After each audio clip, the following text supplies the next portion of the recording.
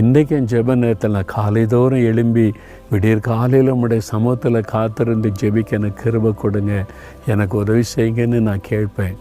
நீங்கள் அதுக்கு அவருடைய உதவியை நாடுங்க. அப்போ அந்த அதிகாலையில் எழுந்து ஜெபிக்க அவரே நமக்கு கிருபை தருவார், அழகாய் நடத்துவார். சரியா? இன்றைக்கி சொல்கிறீங்களா, அந்த அதிகாலையில் நாம் சந்திக்கணும், எனக்கு உதவி செய்யுங்க, உங்கள் கூடவே நான் இருக்கணும், அது எனக்கு போதும். அதிகாலையில் வந்து நான் சந்தித்து உங்களோட பேசணும், கிருபை தாங்கன்னு கேட்குறீங்களா?